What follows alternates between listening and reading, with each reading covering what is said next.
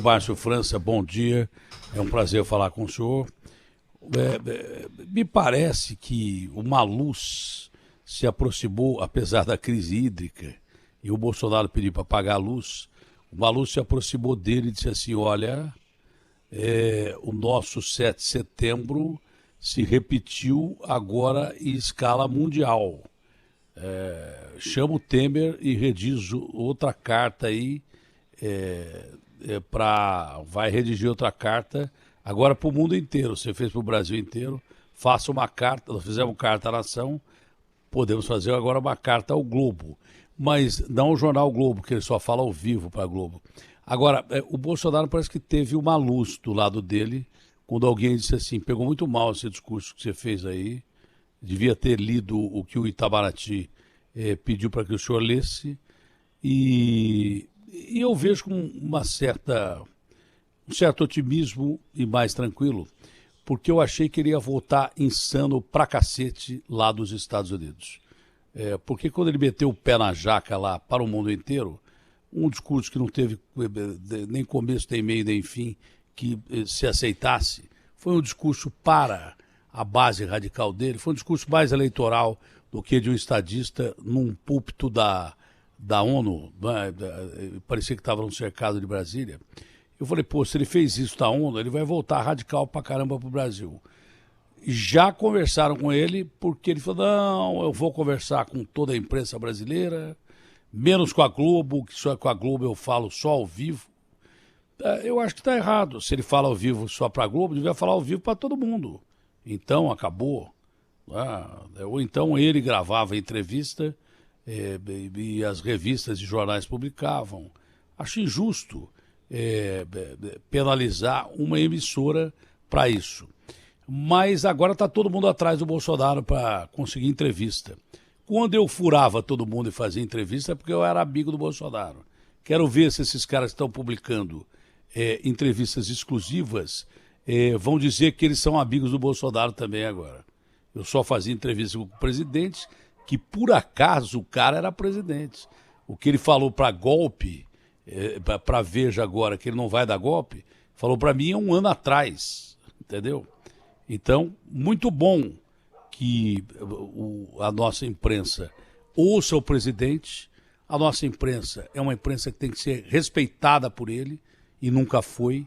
Essa é a grande realidade, porque a nossa imprensa é um dos grandes fatores de estabilidade desse país. Eu faço parte desse grupo de imprensa e tenho o maior orgulho de fazer parte desse grupo de imprensa, e não me interessa o que os caras da imprensa pensam de mim, mesmo porque eu trabalhei decente, honestamente, nunca fui ladrão, nunca pendi politicamente nas minhas matérias ou entrevistas para o lado de ninguém. Agora os caras entenderam que é importante ouvir o presidente. Ótimo. E achei ótimo também que ele vai falar para todo mundo e que nessa primeira entrevista da Veja ele fala o seguinte: olha, eu não vou dar golpe, eu não vou fazer nada demais, vai ter eleição. Acho muito tranquilizador isso aí. Mas o presidente muda muito. Olha, mas se ele mudar de novo e se continuar mudando tanto, vai perder a credibilidade que ainda lhe resta e vai perder, por consequência, voto. Eu acho que burro ele não é, porque ninguém que é burro e ingênuo chega à presidência da República. Então, ele tem uma intuição boa e acho que isso dá um pouco mais de paz ao país, porque eu pensei que depois daquele discurso da ONU, se não fosse a quarentena, ele podia desembarcar doidão aqui no Brasil e começar tudo de novo. Pelo menos eu entendo dessa forma. O senhor que entende de política muito mais do que eu também entende dessa forma, governador? Olha, Bolsonaro, até pelo histórico, né, o tempo que eu convivi com ele lá, as relações, nós temos uma origem comum na cidade da onde vem esse meu França, né, no Vale do Ribeira, que é Eldorado, Xiririca, enfim, a cidade onde ele cresceu. E eu conheço um pouco da história dele, da família, tenho até relação com alguns deles. Ele sempre foi uma pessoa meio explosiva, né, meio impulsiva. Você vai se recordar que ele foi concursado do Exército e logo no começo da carreira houve um episódio com ele famoso, de umas explosões no banheiro, num quartel, que provocaram exatamente a expulsão dele. Os oficiais não gostavam muito dele. Ele tinha essa coisa da impulsividade. Por isso mesmo que eu tinha dificuldade quando falavam, olha, que você acha que ele está preparado para ser presidente, enfim. Eu sempre dizia, olha, eu não posso dizer isso, porque a convivência, ali a pouca convivência na Câmara, ele é muito fechado, tem poucos amigos e é uma pessoa muito difícil no trato, né? E eu penso que deve ser difícil influenciá-lo, né? Conversar com ele aceitar opiniões. Você vê que ele chegou naquele episódio recente daquela semana de 7 de setembro, ele chegou no limite, né, do estresse, para depois, na hora do estresse absoluto, muita gente entrou naquela conversa dele da coisa mais furiosa, e no final ele voltou atrás, pediu desculpas para o Alexandre, enfim, e aí quem ficou no caminho ficou meio jogado, né, porque tem gente que se entusiasmou com essa história. E é por isso que eu acho que ele tem uma certa inteligência, ou pelo menos uma esperteza eleitoral, porque também ninguém se elege tantas vezes se não tiver um pouco dessa esperteza. Ele pode estar pensando num formato que surpreenderia a todos, mas a mim não surpreenderia, que é o fato de não ser candidato à presidência da República. Ele já falou várias vezes que a cadeira é uma cadeira elétrica, que quer sentar na minha cadeira, quem quiser sentar pode sentar.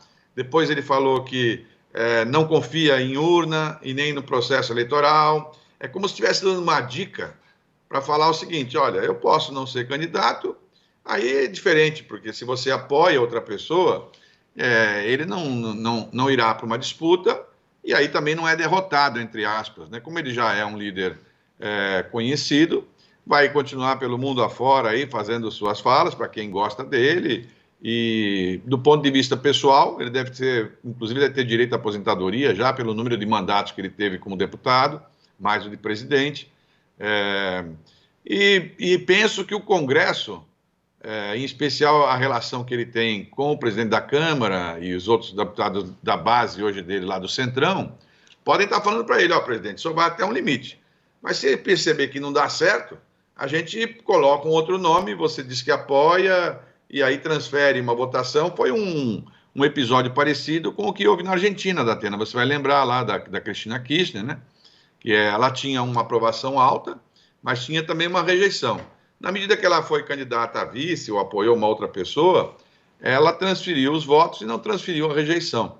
Não sei, é claro que isso ainda é muito cedo, mas o tipo de conflito que ele vai armando parece um conflito meio sem saída, né? E os números, porque você pode falar, eu duvido de uma pesquisa de 2, de 3, de 7, de 19, de 25, mas se 500, ele também não é bobo, ele sabe que algum fundamento tem. É claro que ele tem um núcleo consolidado de um percentual importante, mas os números têm demonstrado que ele perdeu um pedaço de apoio. Quem, por exemplo, ficou ou teve algum parente, algum amigo, alguma pessoa da sua família que foi perdida para o Covid e que faleceu, a pessoa tende a tentar encontrar um culpado. E ele assumiu essa posição, porque não conseguiu. Ele podia ter falado, olha, gente, eu imaginei no começo que não ia ser uma coisa grave, como o Dória falou. O Dória falou, não, isso não é uma coisa grave. Lembra que ele voltou da China, o Dória, e fizeram aqui em São Paulo, em 2020, no começo do ano, o maior carnaval da história da cidade de São Paulo. O cara não faz de propósito. Ele imagina que a Covid não era tão grave e tal, que não ia chegar. Isso tem muito a ver com inexperiência, né, Datena? Porque se você tem, todos os anos que você tem de comunicação, às vezes quando você começa a ouvir um cara falando, você fala, isso aí vai ser uma coisa meio chata para efeito de audiência. Porque a sua experiência faz isso. Do mesmo jeito que a gente na política, quando você vê um caso grave como esse da China, quem tem cabelos mais brancos, enfim, já imaginava que isso ia chegar aqui e ia chegar com gravidade. Então era para tomar precauções. Eles, ambos muito inexperientes, acabaram, enfim, antecipando mais o processo eleitoral do que o processo administrativo. Você vê que nós estamos agora aí há um ano da eleição, e o assunto fica todo dia uma coisa nova, ligada basicamente a essa história das eleições. Aqui em São Paulo nem se fala, porque o governador praticamente está todo o governo, todo mundo que é parlamentar, tal, O Estado de São Paulo parou por conta da prévia do PSDB. O que nós temos que ver com a prévia do PSDB, né, para presidente da República? Sinceramente, quando eu chegasse lá na hora do vamos ver, eles que fossem com o seu candidato para a eleição, né? Temos a ver porque ele deu um bi para cada deputado. Quem paga é a gente, para ser pré-candidato a candidato. Né? Está tudo errado. Assim, é inaceitável que a gente faça das coisas públicas uma coisa partidária. Esse é um erro que já foi cometido antes. Imaginar que o partido é mais importante do que os governos. Os governos são de todos. É uma das coisas que o Bolsonaro teve dificuldade só de entender. refazer, né? Quando ele ganha, ele não ganha para os bolsonaristas, ele ganha para todos, inclusive para quem é do PT. Deixa eu só refazer, porque os caras lidam com um bi com uma facilidade tão grande, mas ele distribuiu um bi para os deputados da base aliada. Não foi para cada deputado.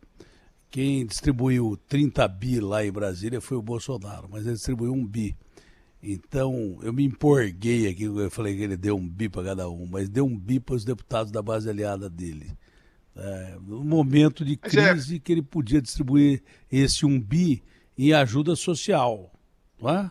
Por exemplo, reduz o diesel dos ônibus, né, Datena? Reduz o diesel dos ônibus, o ICMS do diesel, reduz o diesel da energia elétrica, que você falou agora há pouco. As pessoas estão passando super apertada. Reduz um pouco do ICMS dessa. Eles aumentaram aqui em São Paulo todos os impostos do ICMS, todos. Álcool, comida, remédio, tudo que você pensar. Eles reduziram um único imposto de ICMS, que foi o imposto de combustível de avião. Veja, sinceramente, não é possível que as pessoas achem normal que os paulistas como nós, temos que abrir mão de 500 milhões de reais por ano de combustível de avião, porque ele resolveu reduzir combustível de avião, ele reduziu 50% do ICMS. Quem vende carro usado, Datena, quem trabalha com carro usado, ou quem compra carro usado, que é a grande maioria da população, porque não tem dinheiro para comprar um carro novo, o aumento do ICMS foi 120 e poucos por cento. Né? 120 e poucos por cento num assunto. Isso é você pegar a pessoa que já está meio na dificuldade e apertar ainda mais para poder ver se a pessoa morre, né? Quer dizer, é um equívoco. O Márcio, voltando ao assunto inicial, que não pode passar desapercebido, e você é um grande articulista político, talvez tivesse feito o Eduardo, presidente da República, e quase fez, o Brasil hoje seria diferente, seguramente seria diferente, teria outros caminhos, mas a gente não pode deixar desapercebida a sua colocação de que você desconfia que o Bolsonaro talvez não seja nem candidato a presidente da República, que ele abra mão da candidatura. A gente está transmitindo essa entrevista por todos os portais e meios de comunicação, físicos e virtuais, do Grupo Bandeirantes e também pelo site UOL. O mundo inteiro está ouvindo a gente. Quando você fala que o Bolsonaro pode não ser candidato e que ele pode viver em palestras ou coisa parecida, ele teria que também ter um pêndulo político. Pensa-se em criar um pêndulo político para fazer com que o Bolsonaro não seja candidato e que ele continue ligado diretamente à política? Tem algum dispositivo para ele continuar ligado à política, mesmo sem ser presidente ou candidato a alguma outra coisa? Não, existem instrumentos. Primeiro, o partidário, claro, ele pode presidir um partido. Ele me falaram que ele estaria indo para um outro partido, poderia ser presidente do partido, mas isso não dá imunidade, não dá uma série de garantias, né? Que talvez ele queira, porque ficou Por isso que um pouco eu perguntei. assim.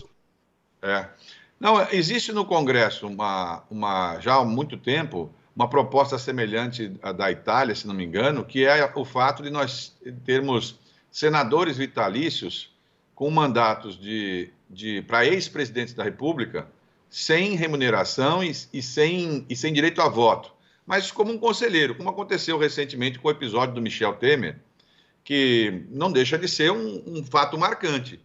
O Brasil, todo mundo tenso, uma situação parecendo que não tinha solução, aparece o Michel Temer, vai a Brasília com um avião da presidência para ir lá falar com o ministro Alexandre, com o Bolsonaro, enfim, e de repente uma coisa que parecia impossível se soluciona. Você vai se recordar, porque você acompanhou, acho que para e passo, o episódio dos caminhoneiros, aquela tensão que nós passamos quando eu estava no governo, parecia uma coisa sem solução. De repente, quem consegue desatar o fio da bomba, desata, enfim, que tem a ver com a política isso, né? E aí nunca é ruim você ter os ex-presidentes da República como conselheiros, por mais dificuldade que você tenha. Hoje nós teríamos Collor, Sarney, Dilma, Lula, enfim, o próprio Fernando Henrique, são pessoas que vira e mexe são ouvidas. Se eles têm um mandato de Senado vitalício, sem remuneração, como conselheiro, para participar do Senado sem direito a voto, para não desequilibrar o sistema, poderia ser um instrumento, por exemplo, que o Bolsonaro dissesse, bom, nesse caso eu passo a ser senador, né, não precisa ter remuneração, porque todos eles já são aposentados na vida pública, então seria mais um título. Não sei, foi minha intuição quando eu vejo essas manifestações dele, falando que a cadeira é dá elétrica... imunidade parlamentar, né? Dá imunidade parlamentar, o cara não vai preso. Claro. Para Sempre é uma diferença. Ele pode sobreviver de palestras. O Lula, por exemplo, fez tanta palestra que ganhou, acho que 30 milhões ou coisa assim na época, que chegaram a embargar uma parte. Eu perguntei, eu jamais imaginei que o Lula tivesse 30 milhões ou coisa parecida. Jamais imaginei, eu jamais imaginei mesmo. Foi o correto, mas não foi sacanagem, não. Não, mas ele tinha pelo menos 9, 12 bilhões para ser embargados. Eu perguntei, o secretário dele ligou para mim, não, Datena, mas esse dinheiro tem origem. Eu falei, qual é a origem? Ele falou, palestras. Eu falei, ótimo, pô, ele deu bastante palestra, hein? Então, quem sabe o Bolsonaro dando palestra consiga viver bem também. Mas seria Datena, uma forma do Bolsonaro ficar imune à prisão ou coisa parecida. E você hoje em dia, Datena, tem um instrumento que, claro, a gente mais antigo, os jovens chamam de cringer, né? Cringer, que é uma pessoa que está meio antiquado, quando você já não sabe lidar com muito da internet, né? Esse negócio de cringe. Diz que tem expressões que a gente usa como café da manhã, que é a expressão cringe, que não é para usar mais, porque não se fala mais café da manhã, porque as pessoas não tomam café, enfim. Então, hoje em dia, as palestras não são mais palestras feitas, às vezes, pessoalmente. Se o sujeito tem um Facebook, tem uma rede social, e ele monetiza isso, as redes compram para colocar você, porque você, né? Aí você ganha através da propaganda que a pessoa faz com a sua popularidade, né? Quem não quer ter o Datena a rede social do Bolsonaro deve estar monetizada, como a maioria, não está, não? Está vendida. Eu não sei, mas certamente se tiver, ela tem um faturamento, porque tem quem ouça, a pessoa quer ouvir, né? Claro. Esse negócio de pessoas que são famosas virou um circuito importante que a gente consegue fazer. E a pessoa, por exemplo, se eu ouço o presidente falando, eu tenho mais interesse, por exemplo, por armas. Aí a empresa que vende armas oferece para mim armas e coisas assim. Quer dizer, você aproveita o perfil do palestrante para poder identificar quem que está ligado nele e, portanto, tem mais interesse nas coisas que ele gosta. Como se eu assistisse um esportista e aí eu vendo tênis de esporte e assim por diante, né? Então, essa é uma coisa que existe, é real e é evidente que é menos tensa do que o fato de você viver na vida pública, como é o caso do Bolsonaro. Todo dia ele fala, olha, tô com uma dor aqui, tô com uma dor ali, tô com não sei o que lá, enfim. Mas nunca ninguém colocou com essa ênfase que ele poderia, por intuição, o senhor percebeu, talvez não concorrer à presidência da República e ia mudar o quadro completamente das eleições. Eu duvido que o Lula disparasse. Eu duvido que o Lula disparasse. Poderia aparecer alguém para bater de frente com o Lula, aí sim, numa segunda via, se o Bolsonaro não disputa. É interessante. Não é isso? É isso mesmo. Porque, no fundo, todo mundo usa uma expressão errada falando que está se esperando uma terceira via. Ninguém está esperando terceira via, porque terceira via fica fora do segundo turno. Todo mundo está esperando uma segunda via, né? E exatamente a segunda via é na eventualidade de alguém derrotar o Bolsonaro ou o Lula. Só tem essas duas hipóteses, que são os dois mais fortes, né? Então, para acontecer isso, o que ninguém pensa é que isso pode acontecer espontaneamente. porque quem já passou por cargo executivo, ele foi parlamentar durante muitos anos, o Bolsonaro. Como parlamentar, é diferente o tipo de responsabilidade, porque você vai lá, pega o microfone, bate em todo mundo, atira em todo mundo, enfim, mas você sai dali, não tem a consequência da assinatura, da responsabilidade, enfim. Agora, quando você é presidente, é claro que lá no íntimo, quando ele chega em casa, fica uma certa consciência dura, pesada, para alguns fatos. Por exemplo, esses dias eu vi, eu nem fui confirmar verdadeiro, mas deve ser verdadeiro, que 3 irmãos em Santa Catarina parece que faleceram porque não tomaram vacina. Né? Muitas pessoas foram influenciadas com essa história da não vacina. Eu até vi ontem o Bolsonaro falando que a Michele tomou vacina, né, a esposa dele. Veja, você recomendar ou sugerir que você não toma porque tem uma contaminação, enfim, muitas pessoas se influenciam com a sua opinião.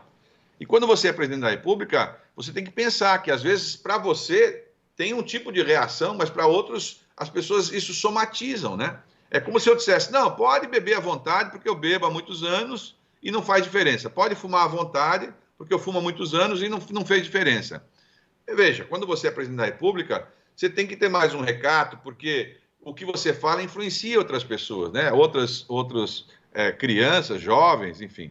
E, naturalmente, eu sei que, de alguma forma, ele está sendo atingido por tudo isso, porque ninguém fica satisfeito nos números ruins que o Brasil teve para efeito de pandemia, e, sinceramente, mais grave ainda em São Paulo, né? Se os números de São Paulo são os piores do Brasil em pandemia, isso é um negócio muito esquisito, porque é um estado tão rico, tão poderoso, com tanta tecnologia. Quando eu ouço falar das vacinas, enfim, nós temos capacidade para nós produzirmos vacinas, produzimos as nossas vacinas. Eu não me conformo que Cuba, que é um país pequeno, consegue produzir 2, 3 vacinas de Covid em alguns anos, agora 2 anos, 1 ano, e nós não conseguimos produzir vacina aqui em São Paulo, com tantos investimentos. Se você fala, não, no Acre não conseguiu. Tudo bem, então, ele não tem as condições científicas, os laboratórios, mas nós temos em São Paulo. Então, dentro da loucura que nós cometemos, porque, Datena, as pessoas falam sempre dos 600 mil que faleceram, e isso já seria uma tragédia, claro, enorme, monstruosa, mas tem que lembrar das sequelas que sobraram disso. Eu tenho um amigo, deputado federal, que está com a perna paralisada por conta da Covid. E deve ter outros tantos que a gente não sabe, com algum tipo de derivado. Sem contar as consequências econômicas, né? Porque imagina dono de buffet, eventos, músicos, pessoas que trabalham com eventos e shows, transportador escolar, quantos milhares, né? Deixar. E isso tem um outro problema, né, Datena, que é a consequência psicológica. As pessoas ficaram desanimadas. Você olha no olhar da população, eu sinto na população um olhar meio para baixo, assim, um pouco envergonhado. Quando eles inventam essa história das contribuições, dessas ajudas, é uma das coisas que eu vou pedir até para você ajudar a fiscalizar os supermercados, que é onde as pessoas gastam no supermercado. Quando eles inventam umas filas para quem tem aquele cartão da Caixa Econômica que é de ajuda do que o governo dá. Aquilo é uma atitude errada, discriminatória, a pessoa fica com vergonha de estar naquela fila, de que a fila é só para quem está ganhando dinheiro de graça. Porque a pessoa está lá humilhada, ela não quer nada de graça, as pessoas querem trabalhar, ter sua renda ou ter algum recurso. Quando você dá o negócio sem nenhuma contrapartida, pela emergência, não pode ser exposta a pessoa para falar, você está de graça aí, né? Isso eu acho que humilha as pessoas, sabe? Olha, estava na capa do UOL, ninguém quer auxílio emergencial, o brasileiro precisa do auxílio emergencial hoje. Isso tudo foi criado com objetivo eleitoreiro, né? Pelo Lula, que se aproveitou de uma ideia do Fernando Henrique e fez o Bolsa Família. Tem boa intenção, mas também tem, vai lá e pega o Bolsa Família e vota em mim. Aí o cara sai com uma plataforma grande ali. Auxílio emergencial, né? É importante, claro que do momento como esse, mas ninguém quer esmola, quer emprego. O povo que não tem necessidade de Bolsa Família nem de auxílio emergencial, mas tem emprego, tem dignidade. Acima de tudo, tem como colocar a comida no prato, o combustível no tanque. Enfim, é muito mais digno você dar emprego do que auxílio emergencial. É que hoje o brasileiro precisa. Só que o auxílio emergencial dado pelo Paulo Guedes, usando a analogia do Bolsonaro, não entrou nas 4 linhas até agora, né, o Paulo Guedes, estava na capa do UOL hoje, logo de manhã, 78% desse auxílio já foi para o espaço. Perdeu-se 78% de poder aquisitivo de compra do auxílio emergencial, porque as taxas cambiais mudaram, a inflação aumentou, o dólar subiu, a comida é dolarizada, o que você come que está no mercado, que os caras chamam de commodity. Commodity é mercadoria em inglês. Significa todo esse quadro que o Paulo Guedes criou, não ajudando o povo brasileiro, o auxílio emergencial que ele queria ser de R$ 200 já desapareceu. Hoje vale 20% do que valia integralmente há um tempo atrás. Então, você tem razão. Ninguém quer auxílio emergencial. Hoje precisa. E tinha que ser muito mais adequado, né? Ao invés de dar 30 pipa parlamentar em Brasília, o cara podia ter dado 2 bi que o Paulo Guedes criou com o IOF aí, que prejudica o crescimento da economia. O Dória, ao invés de dar 1 bi para a base aliada dele aqui, ele podia distribuir auxílio emergencial para a população. Aliás, falando do governo estadual, estão me dizendo aqui que o senhor tem um encontro com o governador Geraldo Alckmin. Como é que está a possibilidade de uma aliança no governo que tornaria uma chapa muito forte entre o senhor e o governador Geraldo Alckmin? Eu tenho conversado bastante com o governador Alckmin. Penso que nós vamos estar juntos, né? Ele tem uma segurança, eu acho que comigo ele sabe que a gente tem a palavra dada, a lealdade. Nós não sabemos ainda a posição de cada um nessa composição, porque também ele é uma pessoa muito experiente, sabe que depende um pouco de como é que vai ficar esse quadro estadual, né? Dória vai para uma disputa agora prévia entre o partido dele, e é uma disputa apertada, difícil para ele, porque muitos líderes nacionais apoiam o adversário dele. E numa eventual derrota, por exemplo, eu não tenho dúvida que o Dória volta a ser candidato a governador de São Paulo, né? Ele vai dizer que não foi bem assim que ele falou e tal, e vira candidato a governador. E aí, conforme o nome que vai lá, é um tipo de... É como se você colocasse num jogo de vôlei. Se tem uma pessoa que bate um saque de um jeito, você põe alguém para segurar de uma forma, do outro, no adversário, né? Então é isso que nós estamos pensando.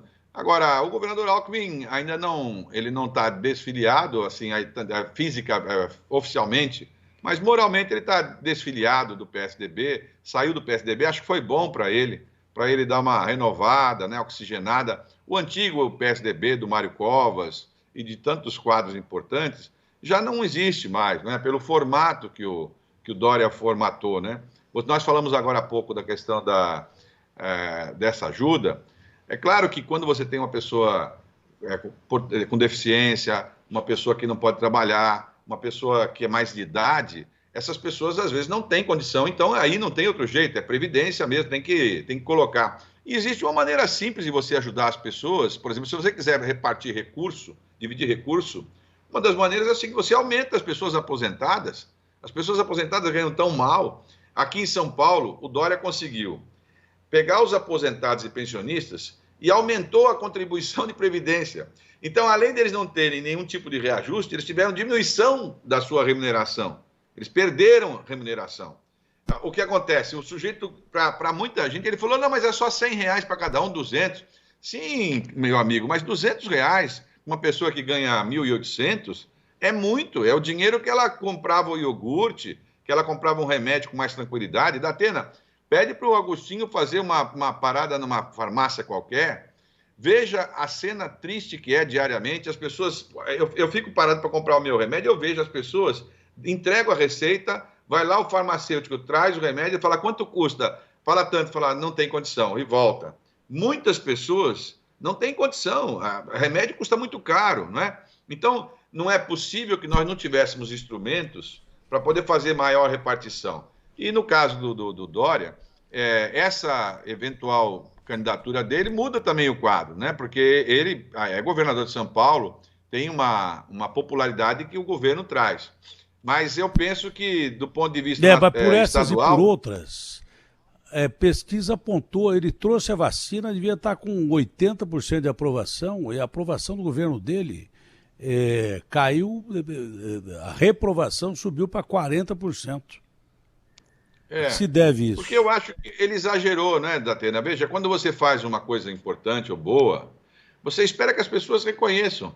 Mas fazer, assim, parecendo que você... A história de chorar com a vacina, e a vacina, e depois ele pegou a história da vacina para ficar se contrapondo à história do Bolsonaro e jogou São Paulo numa confusão que não é nossa. Esse acerto de relógio entre ele e o Bolsonaro não tem nada a ver com o que eu tenho que ver com isso.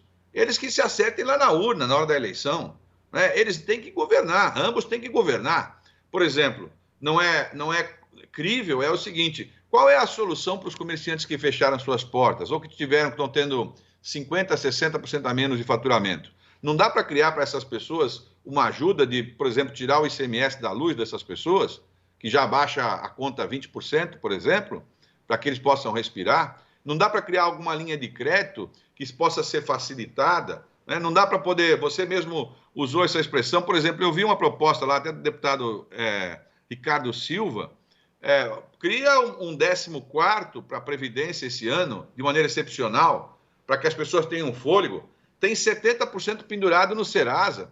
70%. Aposentado, então, pensionista, todo mundo apertado. Cria um 14º, é uma vez só, não é para sempre, é uma vez só, né? Sabe o que eu acho esse negócio do Serasa? Eu estou vendo aqui o Maurício, que trabalha comigo há muitos anos, mandou a foto de um chuchu. Ele comprou um chuchu. Pagou do chuchu R$4. Um chuchu. Eu acho um absurdo, com o poder aquisitivo do brasileiro derretendo, porque a taxa cambial, o dólar, arrebenta senta no mercado com R$50, quando você põe o pé no mercado vale 40. Chega na gôndola vale 30. Quando você vai comprar, vale 20. Com o aumento da inflação, o dinheiro está derretendo no nosso bolso e o Brasil é a moeda mais valorizada em relação ao dólar do mundo inteiro. E o Paulo Guedes dolarizou a nossa economia. O governo de São Paulo não ajuda em absolutamente nada, pelo contrário, tira o marmitex que o cara leva para casa para a família comer. Não é? Graças a Deus o prefeito que tinha acabado com a cozinha cidadã, alguém falou no ouvido dele, que nós descemos o cacete aqui, e ele voltou com a cozinha cidadã. Parabéns, vou mandar até fazer uma matéria, porque eu não tenho inimigos. Agora, se o cara é inimigo do povo, é meu inimigo também. Aí é meu inimigo. Ele não precisa gostar de mim, nem me adorar, nem me achar lindão, que nem o Brad Pitt, mas se ferrar o povo, a única coisa que eu venho aqui fazer programa é para descer o cacete quem ferra o povo. Eu não tenho outro objetivo. Meu objetivo aqui é de fiscalizar esses sacanas que ferram o povo. Agora, com um chuchu a 4 paus, você tinha que ajudar o povo de alguma maneira, dentre essas bandeiras que você falou, e não ficar fazendo campanha já antecipada e comprando uma briga que não é nossa. Você tem total razão em relação a isso. Mas, Márcio, para a gente não perder o fio da meada, porque está no fim da entrevista, porque o programa está acabando, foi criado um super partido aí, o PSL com o DEM. Provavelmente isso vai ser sacramentado. O DEM já aprovou e provavelmente até o dia 20 lá do mês que vem está sacramentado esse super partido. É uma coisa que mexe no cenário brasileiro, em qualquer nível. Eu duvido que um partido desse já não tenha ali procurado o Alckmin, procurado pessoas importantes para poder compor esse partido, porque vai haver uma debandada de um lado e de outro de gente que não concorda com o partido. Muita gente vai ficar, mas uma boa parte vai sair, de gente que vai seguir o Bolsonaro. A ala bolsonarista do PSL, por exemplo, deve seguir o Bolsonaro para o partido que ele for, enfim. E o DEM é a mesma coisa, precisa de densidade, além de novos quadros, densidade. E você e o Alckmin estão muito bem colocados nas pesquisas aqui em São Paulo. Sei lá, talvez até, pode-se pensar em alguma coisa mais séria. O Alckmin foi candidato quantas vezes a presidente da República, né? Hoje em dia, uma voz tranquila como a dele pode ser mais um. Pode ser mais um que apareça aí numa voz tranquilizadora. Então, os partidos devem estar, esse partido fundado, que é um super partido, já deve ter tido contato com vocês ou não? Não, eu tenho relações com algumas pessoas dos dois partidos. Essa é uma decisão importante, porque junta dois quadros, vão ficar o maior partido do Brasil e, naturalmente, vai ter uma influência nas eleições dos principais estados e pode, nacionalmente, estar pensando também que uma candidatura a presidente da República acaba ganhando dimensão. Evidente que você está afiliado, então poderia ser uma dessas pessoas, mas eu não tenho dúvida que a questão do Alckmin ou outros passa pela cabeça desses dirigentes, porque são nomes novos, assim, novos que eu quero dizer, não estão nessa disputa atual, quando você pega os quadros atuais, e todo mundo está em busca sempre de testar nomes, né? Eu penso que se eles conseguirem fazer juridicamente nos próximos dias, eles darão um passo que pode mudar o jogo nacional inteiro aí. E você sabe, Datena, na minha opinião, se repete há muito tempo, eu acho que você acerta por São Paulo mais do que São Paulo. Se acertar São Paulo de maneira redonda, você acaba acertando um pouco da equação nacional, né? Você joga um pouco, porque São Paulo é muito grande. Qualquer 10%, 20% em São Paulo... 25% do eleitorado, né? Para eu ter, por exemplo, como saiu na pesquisa, 20% dos votos em São Paulo, se você pegasse nacionalmente, traduzindo isso nacionalmente, dá 5% dos votos do país, né? Porque 20% de 25 é 5 do país. Todo mundo que tem uma votação grande em São Paulo acaba tendo uma votação já expressiva nacionalmente. Márcio, foi um prazer, um orgulho falar com você, sempre bom bater um papo com você. Um ótimo fim de semana, fica com Deus e tomara que dê tudo certo para o povo brasileiro. E a gente tem uma responsabilidade muito grande de cuidar do povo brasileiro, que é a única coisa que nos interessa. É isso mesmo. Um abração, bom final de semana, saúde. Tchau, Márcio. Prazerão falar com Tchau. você. RB fechada com você.